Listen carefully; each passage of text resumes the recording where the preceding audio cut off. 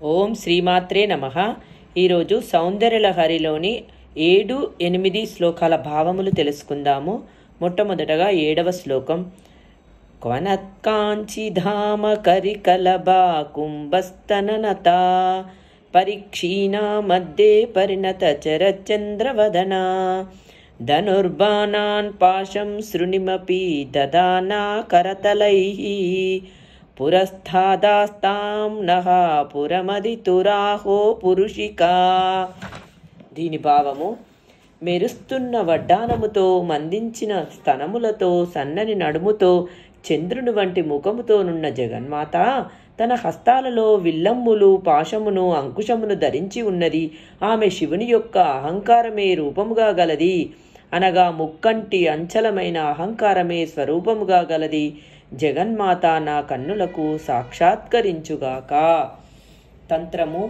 శత్రుంజయము అనే పేరు గల ఈ యంత్రమును బంగారు రేకుపై వ్రాసి పవిత్ర స్థానములో ఉత్తర దిక్కుగా ప్రతిష్ఠించి సాధకుడు తూర్పుముఖంగా కూర్చొని భక్తి శ్రద్ధలతో పూజించాలి. 40 రోజులు దీక్షతో పూజిస్తూ పూజావసానములో పై శ్లోకాన్ని రోజుకు 1000 సార్లు మననం చేయాలి. ప్రతిరోజు పాలు పంచదారతో పాయసం చేసి ఆ తల్లికి నివేదించాలి. క్షుద్రశక్తులు ఆశించకుండా పైన చెప్పిన విధంగా చేసినట్లయితే శత్రువులపై విజయం లభిస్తుంది. ఈ శత్రుంజయ యంత్రారాధనకు మరొక తంత్రం కూడా చెప్పబడింది. పై యంత్రము బంగారు రేకుపై వ్రాయించి తూర్పు దిశలో ఉంచి ధూపదీపాదులతో పూజ చేయాలి.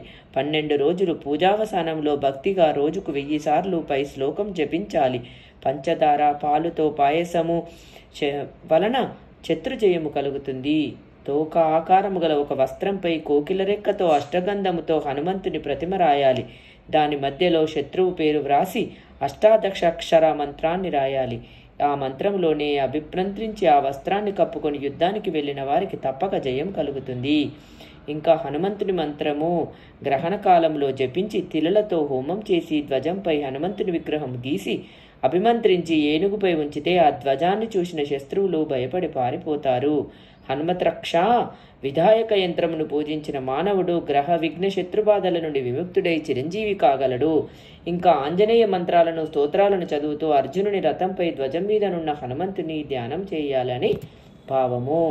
ఇప్పుడు 8వ శ్లోకం.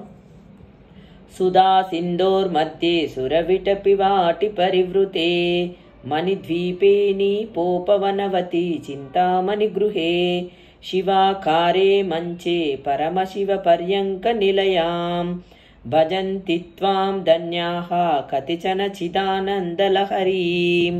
దీని యొక్క భావము: తల్లి, చుట్టూ అమృతముతో నిండిన సముద్ర మధ్యలో మణిద్వీపం ఉన్నది. ఆ మాణిక్యమయమైన ద్వీపంలో అనేక కల్పవృక్షరాజములు కడిమి చెట్లు విస్తారముగా ఉన్నాయి. అక్కడ చింతామణి భవనము కాంతులు విరజుమ్ముతూ ఉంది. ఆ భవనములో మంగళప్రదమైన పానుపునందు పరమశివుని సరసన జ్ఞానానంద స్వరూపిణి విరాజిల్లే నిన్ను దర్శించడానికి సేవించడానికి అందరికీ అర్హత లేదు. ధన్యులైన కొందరు మాత్రమే భక్తితో నిన్ను సేవించి ఆ దివ్య దర్శనమును భజించగలరు. దారువులయందు లోహది పవిత్రములందు దేవిని ఆహ్వానం చేసి బాహ్యార్చన చేయువారు కాని యోగ మార్గమును అనుసరించి సహస్రారమునందలి భైందవ స్థానమునందు గాని జ్ఞానానంద స్వరూపిణివైన నిన్ను ఆరాధించి ధన్యులగుచున్నారు. కాని అట్టి సాధకులు చాలా అరుదు కదా.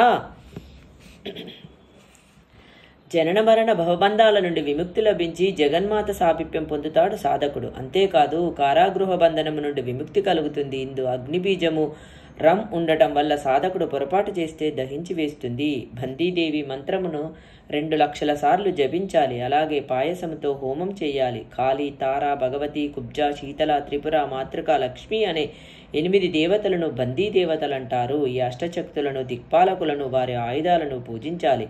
సాధకుడు బ్రహ్మచర్య దీక్షతో ఈ మంత్రాన్ని జపిస్తే కారాగారం నుండి విముక్తి లభిస్తుంది. మంత్రశాస్త్రంలో మరొక ప్రయోగం కూడా ఉంది. అప్పములతో మాలను తయారు చేసి చతురస్రాకారంగా ఉంచి మధ్యలో బంధితుని పేరు వ్రాసి 4 దిక్కులందు మాయాబీజము హీం లిఖించి అష్టాదశాక్షర మంత్రంతో ఆరాధిస్తే కారాగారం నుండి విముక్తి పొందుతారు. బందీదేవి మంత్రాన్ని జపించి హోమాదులు చేయాలి అని భావము. ఓం శ్రీమాత్రే నమః. రేపటి వీడియోలో 9-10 శ్లోకాల భావములు తెలుసుకుందాం. ఓం శ్రీమాత్రే నమః.